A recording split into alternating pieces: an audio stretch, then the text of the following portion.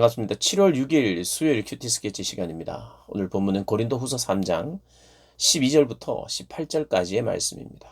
오늘 본문은 이렇게 시작합니다. 우리가 이 같은 소망이 있으므로 담대히 말하노니 우리는 모세가 이스라엘 자손들에게 장차 없어질 것의 결국을 주목하지 못하게 하려고 수건을 그 얼굴에 쓴 것 같이 아니하노라. 오늘 본문은 사도 바울이 참된 신앙이 어떠한 것인지, 참된 자유함이 어떠한 것인지 설명하는 본문입니다.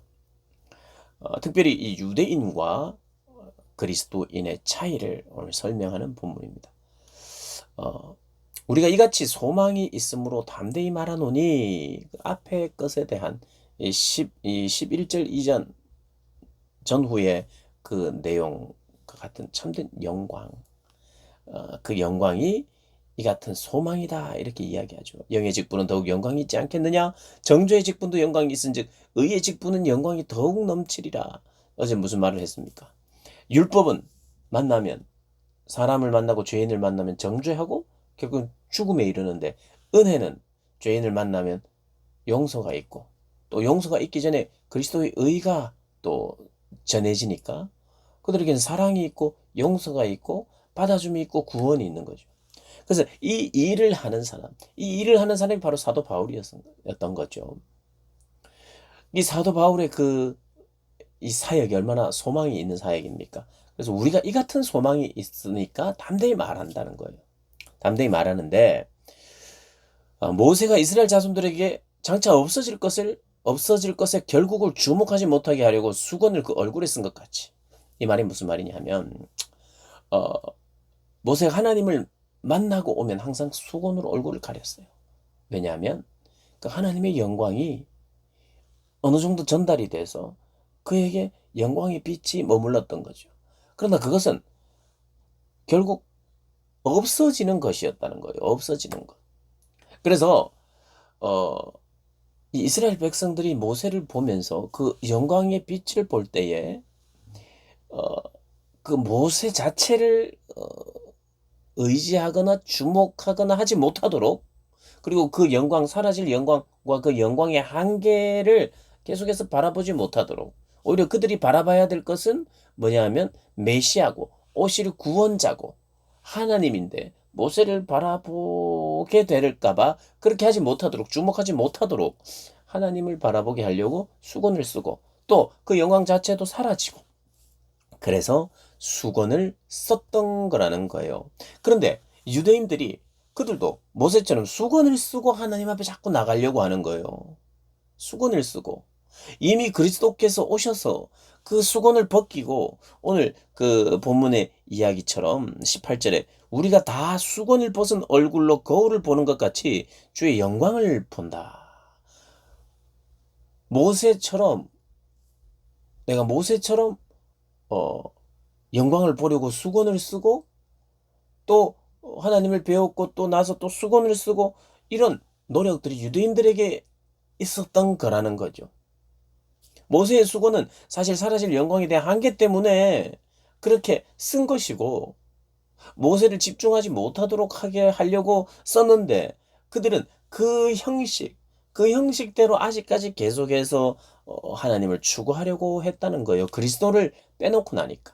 그리스도의 빛 아래서 이것이 해석되면서 수건이 벗겨지면서 이 그리스도는 이 모든 구약의 옛 언약의 성취자로 오셨구나. 그분이 이 모든 것을 이루셨구나. 그리고 그래서 이 모든 이 옛 언약에 매이지 않고 그것을 완성하신 주님을 의지함으로 새 언약 안으로 들어가야 되는데 유대인들이 옛 언약에 머물러 있다는 거예요. 그런데 그 머물러 있으면 무엇 때문이냐 하면 이 사람들이 참 순진하고 착해가지고 몰라서 머무는 것이 아니라 그들에게 완고함이 있었다는 거예요. 14절. 그러나 그들의 마음이 완고하여 오늘까지도 구약을 읽을 때 그 수건이 벗겨지지 아니하고 있으니 그 수건은 그리스도 안에서 없어질 것이라. 그들의 한계를 말하는 것이고 문자로 적힌 것을 말하는 것이고 형식을 말하는 것이고 생명 없음을 말하는 것이에요.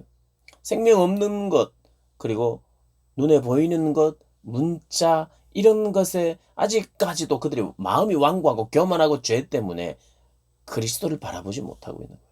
그런데 15절 오늘까지 모세의 글을 읽을 때 그 수건이 그 마음을 덮었도다. 유대인들에게. 16절에 그러나 언제든지 주께로 돌아오면 그 수건이 벗겨지리라. 그러나 돌아오면 그 수건이 벗겨지면서 자유와 영광을 경험할 것이라고 말하는 것입니다. 한계가 없는 하나님의 영광을 바라보게 된다는 것이에요. 예수 그리스도로 말미암아 모세가 썼던 그런 수건도 다 벗겨진다는 거예요. 수건을 쓰면 제대로 보지 못하잖아요. 벗겨진다는 거예요. 그래서 우리가 다 수건을 벗은 얼굴로 거울을 보는 것 같이 주의 영광을 보매 그와 같은 형상으로 변화된다. 주의 영광을 보면 볼수록 주의 영광의 형상으로 우리가 변화가 된다는 거예요. 그래서 우리의 삶에 있어서 가장 복된 것은 뭐냐면 주님을 닮아가는 것이고 주님의 모습이 우리에게 드러나는 것이고 주님의 영광이 우리 가운데 드러나는 것이 가장 복된 삶인데 언제 그게 가능하냐? 모세가 하나님을 대면해서 볼 때 그의 영광의 빛에 그 영광이 광채가 나에게 머물렀던 것처럼 주님을 계속해서 만나고 주님 앞에 나아갈 때에 18절 우리가 다 수건을 벗은 얼굴로 거울을 보는 것 같이 주의 영광을 본다. 이렇게 그와 같이 그와 같은 형상으로 변화하여 영광에서 영광에 이르니 곧 주의 영으로 말미암아 주의 영으로 말미암아 영광에서 영광에 이른다. 그분의 영광스러운 모습이 우리 안에도 나타난다는 거예요. 그래서 오늘 본문을 요약하자면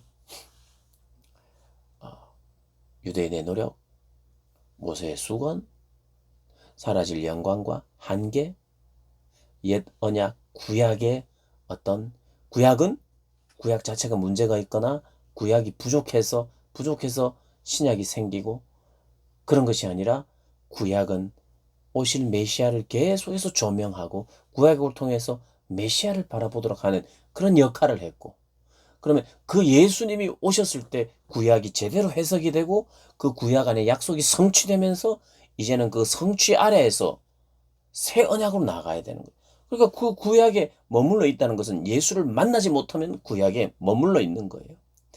이미 옛 언약을 성취하셨는데 성취를 안 했다고 생각하고 있으면 그거는 그 구약만 믿으면 그것은 썩어 있는 것이고 그것은 죽음밖에 없고 그것은 참 불쌍한 사람이라는 거예요. 구약에 약속된 분이 오셔서 그 모든 것을 이루었고 그러므로 말미암아 모든 형식들이 구약의 내용이나 율법이나 안 지켜도 되고 이런 것이 아니라 이제는 이거 필요 없어가 아니라 완성됐잖아요. 그리스도로 말미암아 그리스도 안에서 해석이 되고 그리스도로 말미암아 성취가 됐기 때문에 그리스도의 빛 아래서 모든 구약이 해석이 되는 그 해석으로 신약 시대에 예수 그리스도를 통하여 구약을 보면서 깨달으면서 그의 말씀들 그 구약의 말씀이 신약의 또 정신과 일치하기 때문에 예수 그리스도의 영이 우리를 그렇게 살게 하시는 은혜가 있는 그 은혜의 시대에 산다는 거예요. 그래서 구약이 의미 없거나 구약이 부족했거나 구약은 이제는 우리를 옛날에는 구약은 우리의 족쇄였는데 이제 필요 없다 이런 것이 아니라 다시 한번 말씀드리면 구약은 왜 의미가 있느냐? 예수 그리스도 때문에 의미가 있고 예수 그리스도가 의미 있게 하신 이 구약 성취가 새로운 시대로 나가게 되는 거예요. 그러니까 수건도 벗겨지고 자유함이 있다는 말. 이 자유함이라는 것은 그걸 말하는 거예요. 구약에서 매이지 않는 그리스도 없는 구약에 매이지 않는 율법으로 정죄받는 그런 자리가 아니라 주로 예수 그리스도로 말미암아 자유해지는 자리에 우리가 있다는 것을 오늘 본문이 말하고 있습니다. 그 은혜에 감사하고 자유를 누리면서 살아가는 여러분들 되시기를 주님의 이름으로 축복합니다.